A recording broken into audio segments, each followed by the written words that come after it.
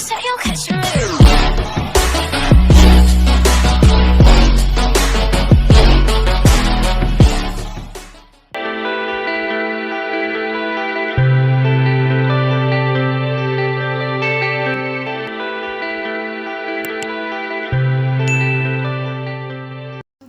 नमस्कार। आज का टॉपिक है महत्तम समापवर्तक। तो महत्तम समापवर्तक ज्ञात करने के अलग अलग विधियों पर आज हम चर्चा करेंगे। सबसे पहला विधि है अपवर्तक विधि। अपवर्तक ज्ञात करके महत्तम समापवर्तक कैसे निकालते हैं, देखिए। सबसे पहले जैसे 24 का अपवर्तक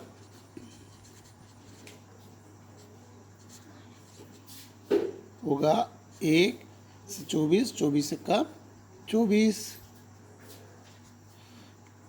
2, 12, 3, 8, 4 और 6। इस प्रकार से 1, 2, 3, 4, 6, 8, 12 और 24 का अपवर्तक होगा।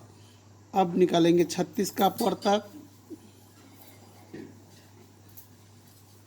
36 का अपवर्तक होगा 1 और 36, 2, 18 दूनी 36,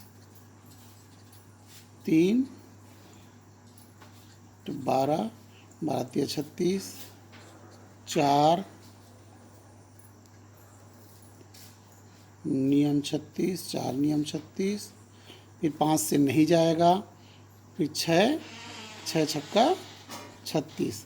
तो इस प्रकार से 36 का अपवर्तक होगा 1, 2, 3, 4, 6, 9, 12, 18 और 36। अब 60 का अपवर्तक निकालेंगे। 60 का अपवर्तक क्या होगा 1 और 60 एकम 60, फिर 2 से देखेंगे तो 2 और होगा 30 दूनी 60, फिर 3 20, 4 15 चौक 60, 5 से 5 और 12 6 और 10, 7 से नहीं जाएगा 60 पूरा भाग, और 8 से भी नहीं जाएगा। इस प्रकार से 60 का अपवर्तक होगा 1, 2, 3, 4, 5, 6, 10, 12, 15, 20, 30 और 60। अब इसमें हम देखते हैं समान अपवर्तक कौन कौन से हैं। समान अपवर्तक इसका कौन कौन से है, तो तीनों में 1 और 2, 3, उसके बाद है 4, उसके बाद है ये 6,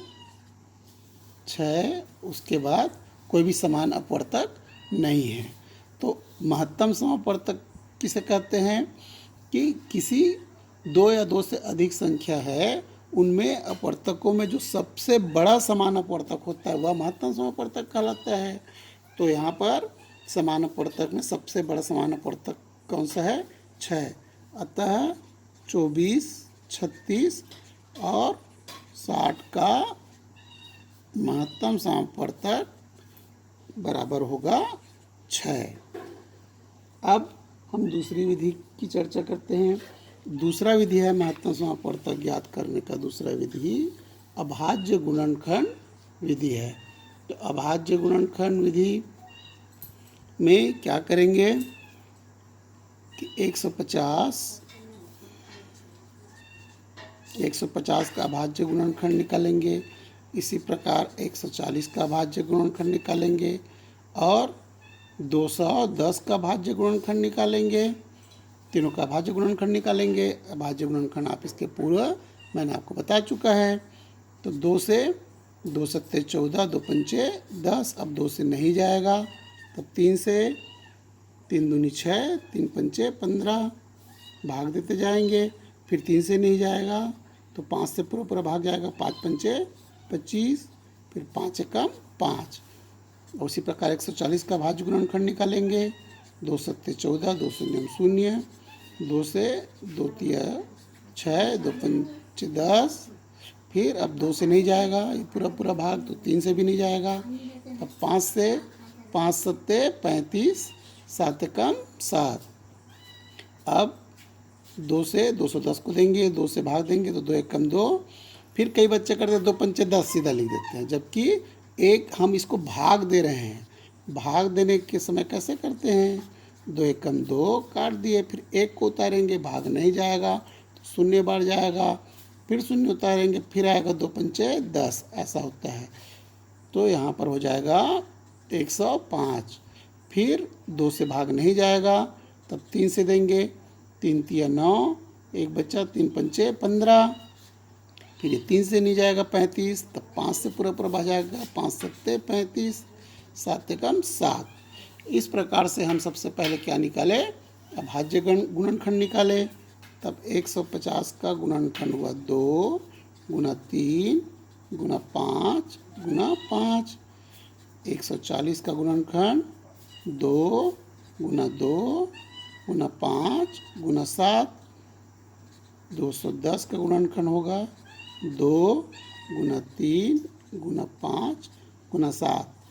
अब तीनों संख्याओं में जो समान गुणनखंड है, उभयनिष्ठ गुणनखंड है, उसे हम महत्तम समापवर्तक के रूप में लिखेंगे। जैसे यहाँ पर है 2 गुना तीनों में है और गुना है 5 तीनों में है, तो तीनों संख्याओं में जो उभयनिष्ठ संख्या होगा उसका गुना करके हम महत्तम समापवर्तक ज्ञात करेंगे। तो यह हो जाएगा 5 दूनी 10। इस प्रकार 150, 140 और 210 का महत्तम समापवर्तक होगा 10। अब तीसरा विधि देख लेते हैं। तीसरा विधि है भाग विधि। भाग विधि में क्या होगा, महत्तम समापवर्तक निकालने के भाग विधि, 2 प्रकार की विधियों का प्रयोग करते हैं भाग विधि में। तो सबसे पहले 60, 90 और 240 हमने प्रश्न ले लिया, तो इसको 2 से, अब जब हम भाग विधि का प्रयोग महत्तम समापवर्तक में करते हैं तब क्या करते हैं, ऐसे संख्या से, अभाज्य संख्या से भाग देते हैं जिससे तीनों की तीनों संख्या, अगर 3 संख्या ले रहे हैं 3, 2 संख्या ले रहे हैं 2, 4 ले रहे हैं तो 4, जितनी भी संख्या ले रहे हैं सभी संख्याओं को भाग जाना अनिवार्य है। लघुत्तम समापवर्तक में आपने देखा कि अगर कोई भी एक संख्या भी भाग जा रहा है तो हम भाग विधि से लघुत्तम समापवर्तक निकाल लेते हैं, लेकिन महत्तम समापवर्तक में ऐसा नहीं किया जाता। कई बच्चे यहीं पे कंफ्यूज हो जाते हैं और महत्तम समापवर्तक और लघुत्तम समापवर्तक में गलती कर देते हैं। तो तीनों संख्याओं में भाग जाना चाहिए, तो 2 से भाग देंगे, 2 तिया 6, 2 शून्य और ये हो जाएगा 2 चौका 8, 2 पंचे 10, 2 एकम 2, 2 दूनी 4, 2 शून्य शून्य। अब 2 से 45 भाग नहीं जाएगा, इसलिए 2 से भाग नहीं दे सकते। 3 से सभी भाग चले जाएंगे, 3 एकम 3, 3 शून्य, 3 एकम 3, 3 पंचे 15 और 3 चौक 12, 3 शून्य शून्य। अब 3 से सभी संख्या भाग नहीं जाएगा, यहाँ 15 तो जाएगा लेकिन 10 और 40 नहीं जाएगा, इसलिए 5 से भाग देंगे जिससे तीनों संख्या भाग चला जाएगा। 5 दूनी 10, 5 तिया 15 और 5 अट्ठे 40। अब 2, 3 और जो 8 है वह कोई भी उभयनिष्ठ तीनों संख्याएं किसी भी अभाज्य संख्या को उभयनिष्ठ नहीं है, इसलिए 60, 90 और 40 का महत्तम समापवर्तक होगा 2 गुना 3 गुना 5 बराबर 2 तिया 6, 6 पंचे 30। इस प्रकार से निकाल लेंगे। अब हम इसके दूसरे विधि की चर्चा करते हैं। दूसरा विधि कैसे करते हैं महत्तम समापवर्तक ज्ञात करने के लिए। इसमें 3 संख्या हमने लिया है, 120, 300 और 105। तो इन तीनों में से किसी भी 2 संख्या का एक भाग देते हैं, तो छोटी संख्या से बड़ी संख्या को हमेशा भाग दिया जाता है। तो तब यहाँ पर हम 105 एक कोई भी संख्या ले सकते हैं, 105 से 120 और 300 दोनों को भाग दे सकते हैं। तो 105 से हम भाग देते हैं 120 को, तो 105 से भाग देंगे। बड़ी संख्याओं का भाग आप 5वीं कक्षा में पढ़ चुके हैं, जानते ही हैं। तो 105 से भाग देंगे तो 105 एकम एक बार जाएगा, 10 में 5 घटाएंगे 5, यहाँ पर बचेगा 1, तो यहाँ होगा 15। फिर इस 15 में जो शेष फल आया उससे पुनः इस 105 को भाग देंगे। अब क्या होगा, 15 का पहाड़ा पढ़ेंगे, 15 सत्ते 105। तो इस प्रकार से 15 से यह पूरा भाग चला गया 105। तब 105 व 120 का महत्तम समापवर्तक होगा 15। अब इस 15 से जो इन दोनों का महत्तम समापवर्तक ज्ञात हुआ है, उस 15 से जो बची हुई जो संख्या है, बचा हुआ कौन सा है 300, इसको भाग देंगे तो 15 दूनी 30 और शून्य उतार लिए, 15 शून्य शून्य। इस प्रकार 15 से यह 300 भी पूरा भाग चला जाता है। अगर 15 से यह पूरा भाग नहीं जाता तो फिर जो शेषफल बचता उससे 15 को भाग देते। इस प्रकार की प्रक्रिया आगे करते रहते हैं। तो इसलिए क्या होगा, 105, 120 व 300 का महत्तम समापवर्तक बराबर 15 होगा। इस प्रकार हमने तीनों विधियों को अब अच्छे से समझ लिया। महत्तम समापवर्तक ज्ञात करने की 3 विधियाँ मैंने आपको बताया। सबसे पहले अपवर्तक विधि, अपवर्तक विधि से हल कर सकते हैं, और दूसरा है अभाज्य गुणनखंड विधि, और तीसरा विधि बताया भाग विधि। भाग विधि में 2 प्रकार से हम महत्तम समापवर्तक ज्ञात कर सकते हैं।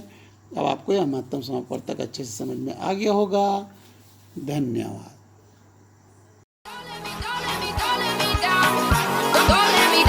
Don't let me down.